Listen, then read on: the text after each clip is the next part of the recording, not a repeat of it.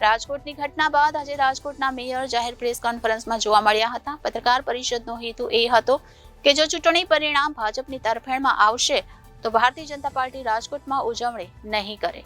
જ્યારે રાજકોટના મેયર નયનાબેન પેથડિયાએ તેમને રાજકોટની આગની ઘટના અંગે સવાલો પૂછ્યા ત્યારે મેડમ મૌન રહ્યા હતા, પરંતુ મીડિયા મેડમની પાછળ કેમેરા લગાવી રહ્યા હતા અને જુઓ કે મેડમ કેવી રીતે સવાલોથી દૂર ભાગતા જોવા મળ્યા હતા। આટલી ઝડપે મિલ્કા સિંહ પણ ધીમો પડી ગયો। રાજકોટમાં ગત શનિવારે ટીઆરપી ગેમ ઝોનમાં સર્જાયેલા અગ્નિકાંડ બાદ પ્રથમ વખત ભાજપે બોલાવેલી પ્રેસ કોન્ફરન્સમાં હાજર નેતાઓમાંથી કોઈએ પણ અગ્નિકાંડ અંગે સ્પષ્ટ જવાબ આપ્યા નહીં। પત્રકારોના સવાલોના સામે ભાજપના નેતાઓ નીચી મુંડી કરીને ચાલતા થયા હતા। રાજકોટ ભારતીય જનતા પાર્ટીએ કમલમ ખાતે બોલાવેલી પ્રેસ કોન્ફરન્સમાં પત્રકારોના સવાલના જવાબ આપ્યા વિના જ નેતાઓ ભાગ્યા હતા। ભાજપના નેતાઓએ બોલાવેલી પત્રકાર પરિષદમાં એવું કહેવામાં આવ્યું હતું કે લોકસભાની ચૂંટણીના પરિણામની ઉજવણી રાજકોટ ભાજપ દ્વારા કરવામાં નહીં આવે।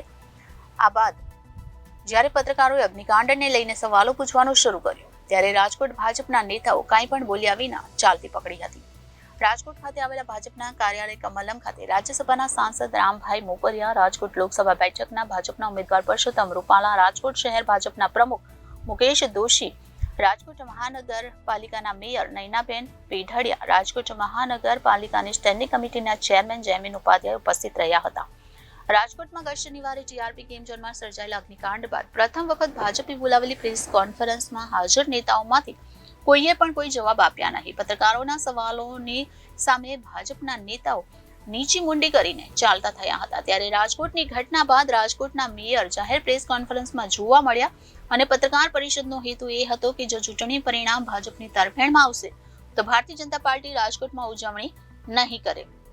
જ્યારે રાજકોટના મેયર નયનાબેન પેઢડિયાએ તેમને રાજકોટની આગની ઘટના અંગે સવાલો પૂછ્યા ત્યારે મેડમ મૌન રહ્યા, પરંતુ મીડિયા મેડમની પાછળ કેમેરા લગાવી રહ્યા હતા અને જુઓ કે મેડમ કેવી રીતે સવાલોથી દૂર ભાગતા જોવા મળ્યા હતા। આટલી ઝડપે મિલ્કા સિંહ પણ ધીમો પડી ગયો। Bureau reporter Janadesh news, Rajkot.